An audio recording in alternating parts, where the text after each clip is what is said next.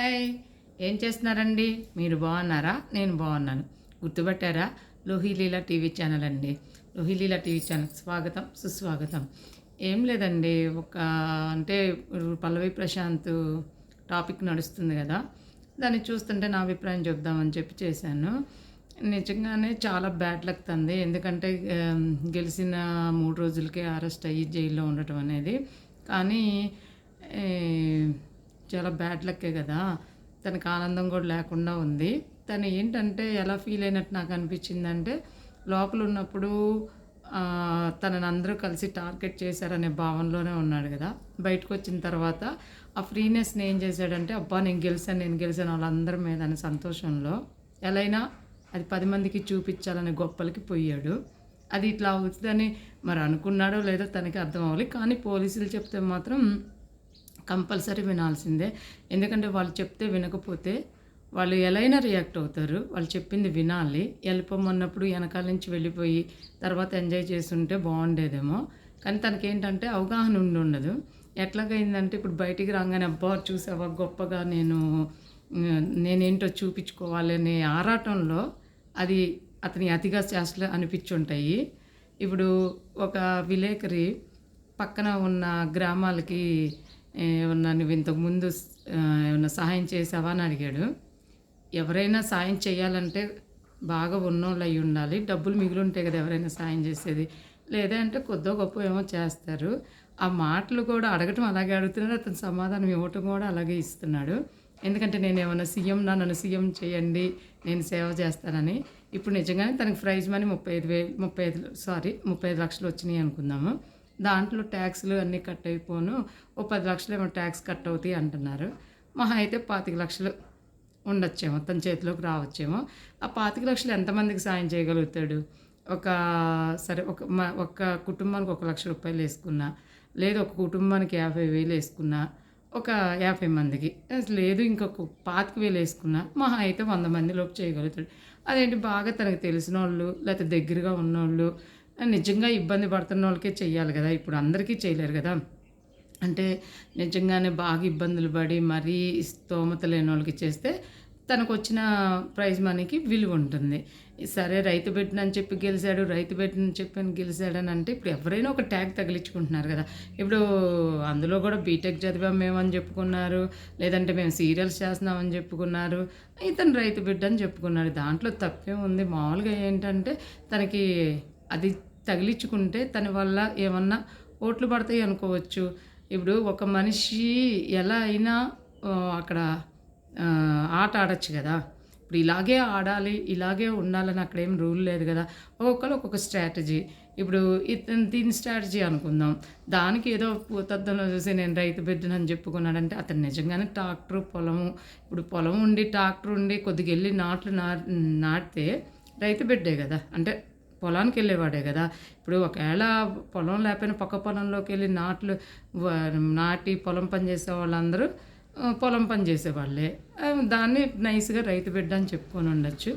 కాకపోతే ఏంటంటే అది ఇప్పుడు ఎప్పుడైతే ఒక మనిషికి పేరు వస్తుందో ఆ పేరుతో పాటు కూడా పక్కన చెడు కూడా ఉంటది. దాన్ని జాగ్రత్తగా ఎదుర్కొంటూ రావాలి.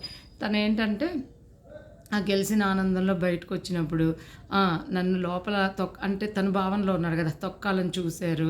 ఆ తొక్కాలని చూసినప్పుడు నేనే గెలిసాను వీళ్ళందరి మీద. అది నా ఎక్స్‌ప్రెషన్ అనేది 10 మందిలో నుంచొని దాన్ని అందరికి గొప్పగా నేను గెలిసాను అని చెప్పి చూపిద్దామనే ఆత్రంలో ఒకడున్నాడు. అదేంటంటే పక్కన గైడెన్స్ ఇచ్చేవాళ్ళు కూడా ఏంటంటే జాగ్రత్తగా కొద్దిగా తెలిసినోళ్ళుండి, లేదు ఇటువంటి సిచ్యువేషన్‌లో ఇలా అవుతది, ఇలా ఇబ్బంది అవుతది, పద ఎళ్ళిపోదాము అని చెప్పి తీసుకెళ్ళిపోతే సరిపోయేది. మరి పక్కన ఎవరున్నారో వాళ్ళు ఏమనుకోని ఉంటారంటే, ఏం కాదులే మనం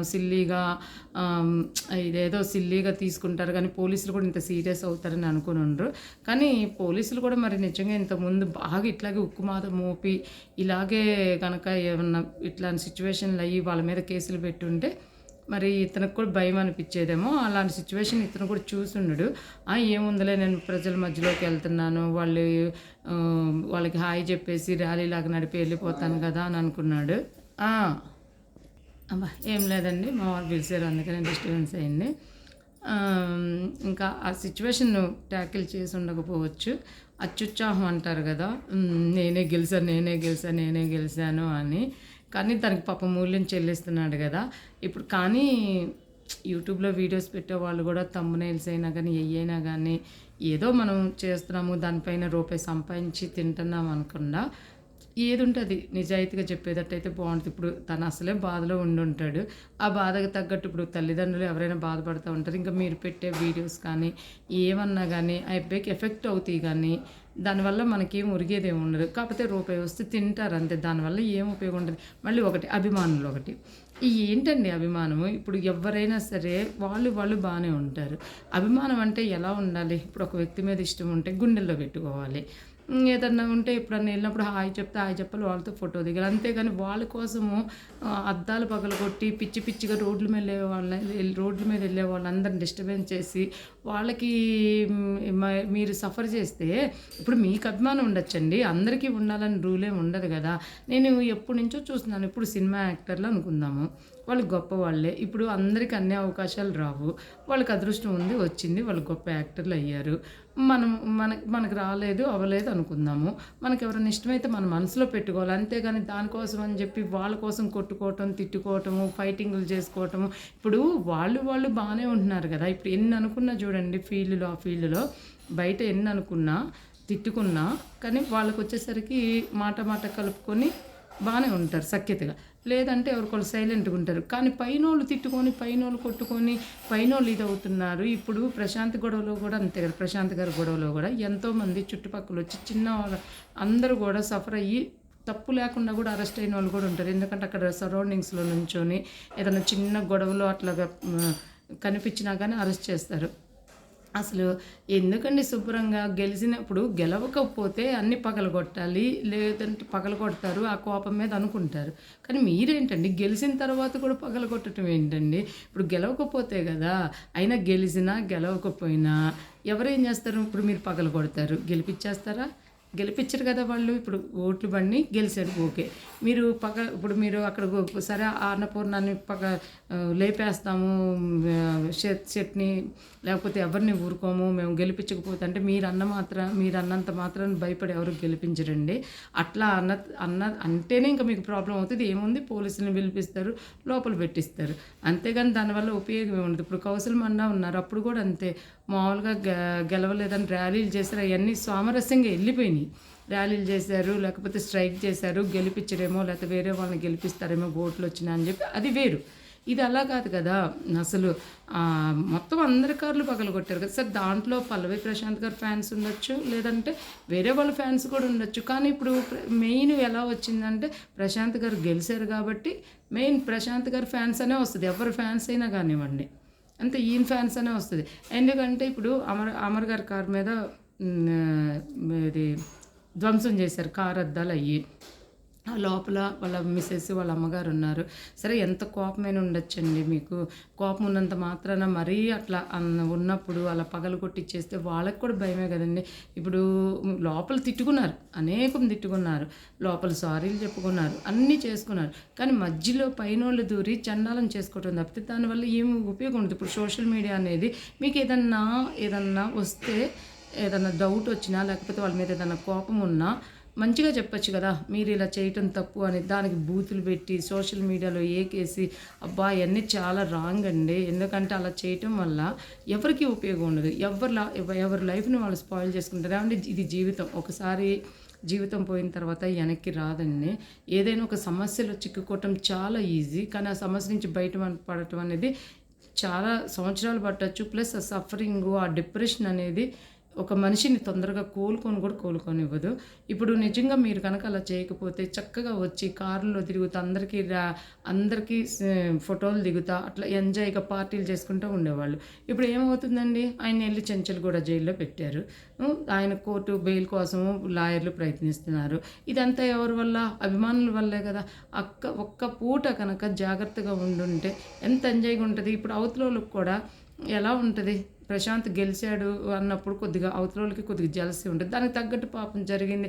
కొందరేమనుకుంటారు, ఆ తిక్క కుదిరిందిలే అనుకునే వాళ్ళు కూడా ఉంటారు. ఆ అవకాశం ఎందుకు ఇవ్వాలండి? మనోడు గెలిసినప్పుడు మనము అందరికీ కళ్ళు గుట్టేటట్టుగా అబ్బా! గెలిసాడు రా, వీడు ఇట్లా చేసుకుంటున్నాడు, సరదాగా ఉంటున్నాడురా అని అనిపించాలి గానీ, అరే వీడికి తిక్క కుదిరిందిరా అని అనిపించడానికి మీకేం అధికారం ఉంది చెప్పండి?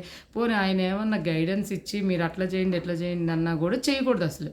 అసలు అట్లాంటి విషయాలనేదే రాకూడదండి. ఒకరి ధ్వంసం చేయాలి, ఒకరి జీవితాన్ని ఇది చేయాలనేది ఇప్పుడు మీకు నచ్చితే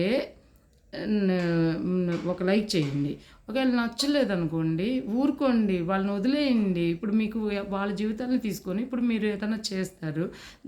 దానికి ఎవరు సఫర్ అవుతారు? మీ జీవితాలే కదా నాశనం అవుతున్నాయి. ఇప్పుడు అశ్విని కారు బద్దలు కొట్టారు. గీతు కారు మీద మరి ఎళ్లారు మీదకి. ఎవరైనా సెలబ్రిటీలంటే ఏంటండి? వాళ్ళకేమీ పెద్ద ఇదిలో ఏమి ఉండరు గదా! ఇప్పుడు మనం చూస్తేనే గదా వాళ్ళు సెలబ్రిటీలయ్యేది.